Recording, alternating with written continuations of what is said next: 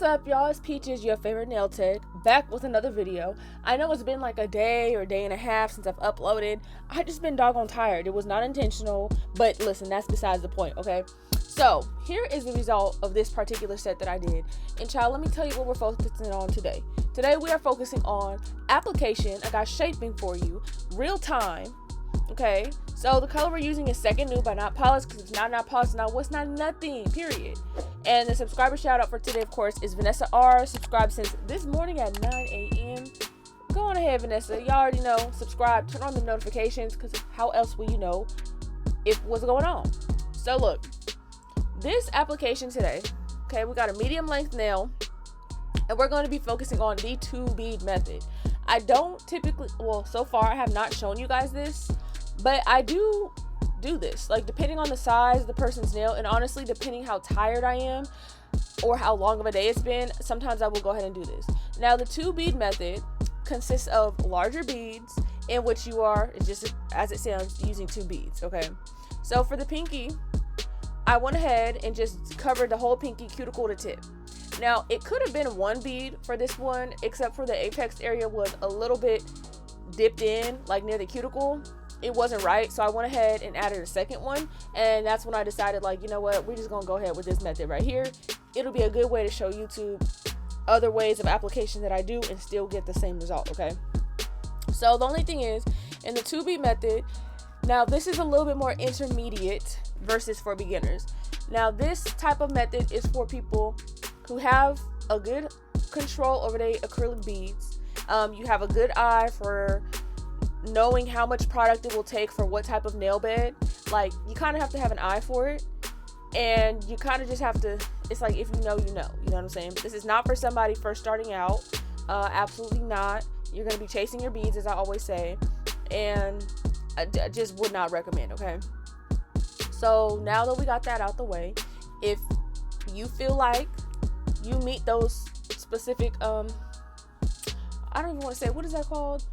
If you feel like you're somewhere in that, like, category of what you would consider intermediate, then this video will actually help you with something. If you're still a beginner, this video is just probably purely for entertainment, enjoyment, or just to, you know, just to get more knowledge on different types of application that there are. So you guys can see how I went ahead and did the first pinky. Well, it's the only pinky on this hand. I don't even know why I said it like that, but you can see I still got a really nice clean result. However, it does take a little bit more time because the beads are bigger. Now, to me personally, these beads aren't super big. I do use a size 16 brush. So when I get beads this size, I feel like these are like a more like medium to large-ish bead. So what I will do, I'll take a bead that will match the size of the nail. And this is perfect for this length, like medium length nails. This works perfectly. This is when I use it the most. So I will go ahead and take the bead. You see how the bead is like, it's not moving too much, but I'm able to just have my, I don't want to say have my way with it. That sounds kind of weird, but I'm moving it as necessary. This is why I say you need to become accustomed to doing like pat, pat, pat, tuck, tuck, tuck, instead of swipe, swipe, swipe. Because when you swipe, you are actually removing product, and it is not allowing that bead to have as much strength as you need. So you can see, so the first bead was just to get all the strength everywhere. You can see I'm patting and I'm pulling. You don't see me do like swipe, swipe. You see me pat in a dragging motion. Now the second bead is going to be closer in the cuticle area, just for a little bit more strength in the apex, because on some of the nails, after the first bead, you know, sometimes it was like a little bit dipped in, or there were some areas that just, was not as smooth. And when you're doing this method, you definitely want a smooth finish and result, because otherwise you're just making more work for yourself. You feel me? So you need to make sure your brush is not too wet but not too dry, because a brush that remains too wet, these beads for this type of two bead method they're going to be all over the place. So do you see how I just get a little bit of liquid, and look at what the bead looks like. So I'm just drying it out further. I really didn't need to do that, but you see how when I let go of the bead, it sits nicely, and then as I wet my brush to keep my brush clean, it actually will wet up the bead. So this is why you don't want to keep your brush too wet, and you want your beads to be a little bit more stiffer, because as you dip your brush into the liquid, it is going to kind of like reanimate that bead. So you look closely. You can see how close I'm getting into the cuticle area. That is what you need. If you need, y'all, my throat is so dry. I have not been drinking enough anything today. So if you need more practice on stuff regarding the cuticle area, I do have videos on my channel. I have one video that's extremely recent, okay? So check that out afterwards if you're still struggling with acrylic application as far as the cuticles. So you can see I am making sure, I'm taking my time to make sure that this is tucked where it needs to go, okay? So I typically do not do this on longer nails, like XL nails. I'm just not doing it. Like, I just feel like it's much easier to do 3 beads or, you know, as many as necessary versus shorter nails like this, especially short. Like this is like, for me in my chair, this is like the start of like just regular standard medium. And like I said previously, this method works bomb, especially if they have smaller nail beds, but it will work even with bigger nail beds. The bigger the nail bed, the easier it will be to maneuver that bead around because there's more space. Okay, so like I said, you see me pat, see, push and pull. I'm not doing like a swipe. When you swipe, that's how you get rid of excess product you don't need. So if you feel like your nails are breaking a lot, girl, it's probably because you swipe too much. Now you can see from the side view, kind of, look at how nicely that nail is built. Just look, y'all know I'm a stickler for strength and structure, all of that. So you can see, get the size bead that when it starts to spread, you will see, look at how I push, and the rest is just sitting pretty. Look at the rest is sitting pretty. See how I just push, and as I get to the cuticle area, it's spreading itself because it is still wet. I'm tucking it into the cuticles, and look how it's sitting nice and pretty for me. Like, I don't have to do too much work. I just need to guide it. That's what you want to be doing with your beads, okay? You want to be guiding your beads on where to go. Now, this type of consistency in liquid power to ratio in your beads, you need to really get to know how to get to this. And once I was able to really control, like really have complete control over my beads and know how to make a wet bead a little bit drier and how to make a dry bead a little bit wetter, knowing what consistency I like, that changed the game for me. Because when you get the consistency that you like, and honestly the one that's needed, you will be able to have a flawless application, which leads to a flawless shape. So this is why I always tell people, when people ask, oh, how do you get that shape, baby, it start with application. Because there are people that they can, they might not have that good of an application, but maybe they shape, like they can still get it together, you know what I'm saying? So of course, to each their own, but this is just, it's better to just have everything together before you even shape. So you see how with the beads, see how I did a swipe? That's a swipe. Okay, see, I'm tucking it in. See, hold on. You'll see me do a little swipe like how I did. That is because I didn't need that product. So I swiped it down to get rid of it. You see? When I swipe, it's to get rid of the product without necessarily wasting it. Because really, I need to do a video on what is swiping versus patting and pressing and dragging, because I don't hear very many people talking about that, but they do tell y'all, oh, just swipe your product down. Everything don't need to be swiped. So I'll have to do a specific video on that, okay? So this particular client, she was booked for a basic set, but she had messaged me like a couple hours before her appointment saying that she wanted a French tip. So I went ahead and did it this way, just because I felt like it would be a great, first of all, it would be a little bit quicker, and second of all, it would be a great way to show you guys some more application videos, because especially at the length that she wanted, I was like, oh, this is gonna be perfect. So here we go with the thumb. Make sure you are cleaning around. I know you guys are probably looking at this video like, oh, I'm not cleaning around the cuticles that much. I really don't have to, because the way I apply my beads and where I put them and how they kind of like spread, and then as they're spreading and they stiffen up, I kind of just push them up The only reason why I'm cleaning the cuticles so much on this one is because you can kind of see certain areas of, I guess, discrepancies or inconsistency. So you got to make sure it's all cool and all good. So this, you got to make sure that's gone. Once you like pat the tip or whatever you want to say that is, once you adjust the tip like that, you got to make sure everything underneath is cool. I don't like no acrylic on the bottom of the nails. I usually don't have or get acrylic underneath the nails because that used to be a pet peeve when I used to go to the nail shops. So I was like, no, absolutely not. Can't have it on my work, you know. So I like to really take my time on this and make sure you do this enough, because sometimes if you leave this nail before it gets too dry, it's gonna still like spread and it's gonna still be soft, and that's when you have stuff like, oh, the client maybe bumped the nail or you bumped against their nail or whatever, and that kind of makes it more difficult to get a really good application. So look at the pointer finger, baby. Look at that structure. Look how smooth that pointer is. A nice, ooh, nasty old apex. Look. That's where I want to help y'all get, okay? Especially on shorter lengths. So here, that's that hand.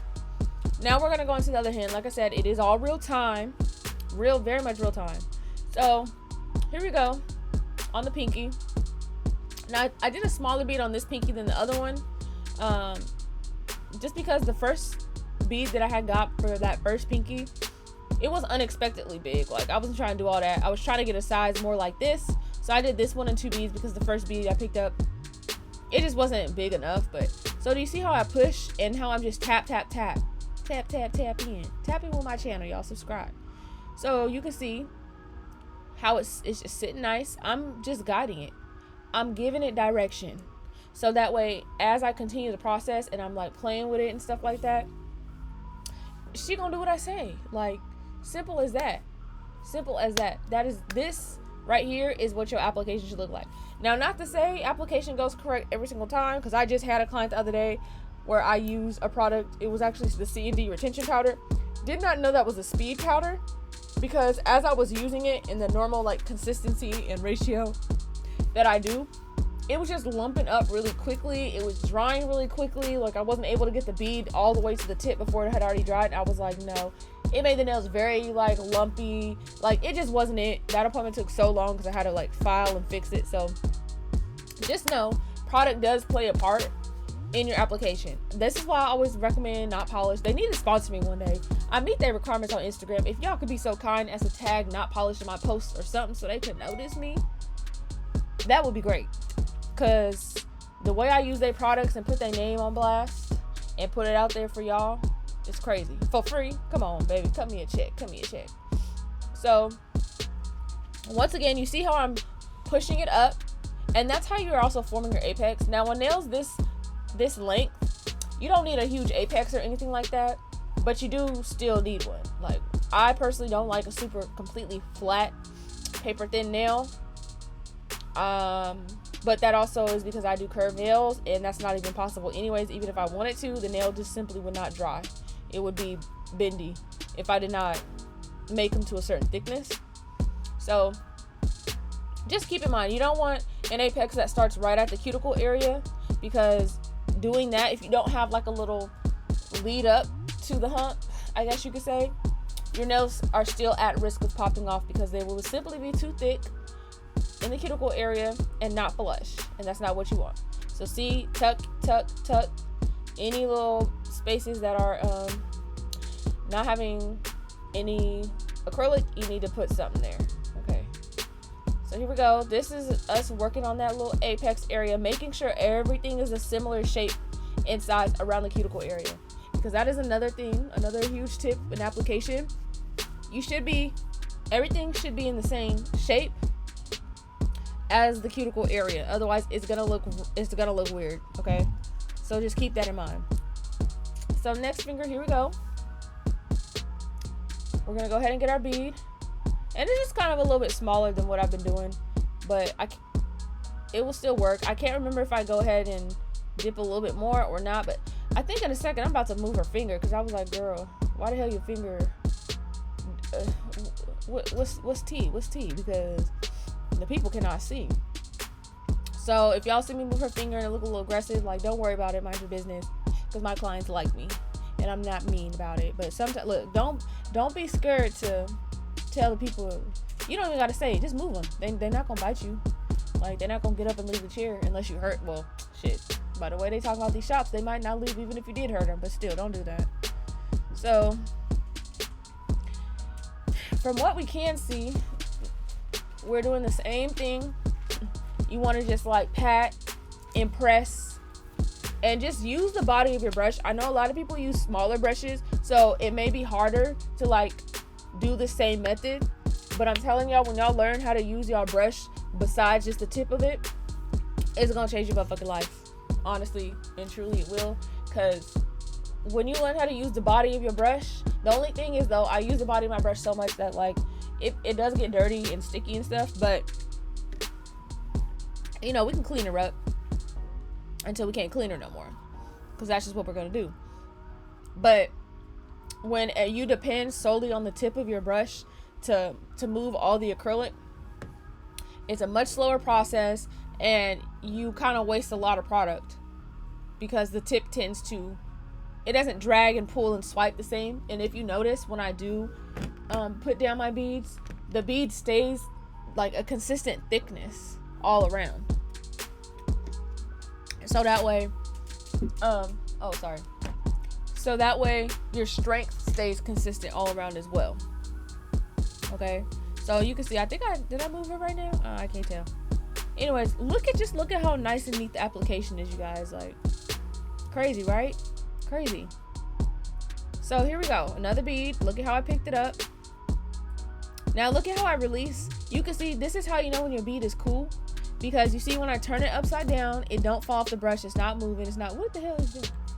It's not doing anything. And then when I put it down on the nail, it's not sticking to my brush. Nigga, oh, ooh, can I do that on YouTube? Okay, well, happy Black History Month. So look, when you are, you got me lose my train of thought.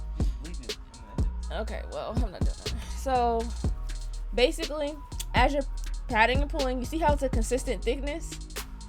That's what you want.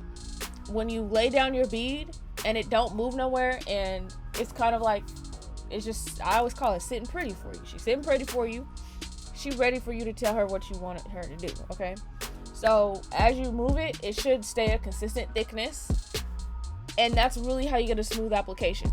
And y'all know I will continue to do videos to where it focuses solely on application, you know, solely on cuticle work, all that type of things, because I say it every time, and it's not even to be funny, it's not even to be rude, but if your application is not smooth, please stop buying so much supplies and trying so many new things. Like, your foundation is not there, babe. Like, not even to be funny and not even to be rude. Like, I'm saying this in the most honest and helpful way that I can. If your application is not there, your money should not be going towards designs and patterns, and because at the end of the day, when your application gets good, if you're telling people like, hey, I'm trying, you know, maybe I'm not there yet, if your prices are on the lower side, because if your application is not there, if your retention is not there, you just simply should not be charging $70 for things like basic sets or ombres and stuff like that.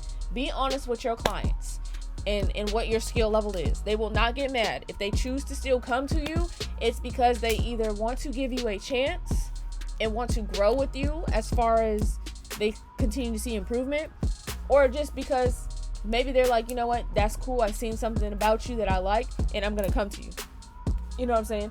Do not let some of these YouTube nail techs or nail techs in general tell you and make you feel like buying supplies is a necessity.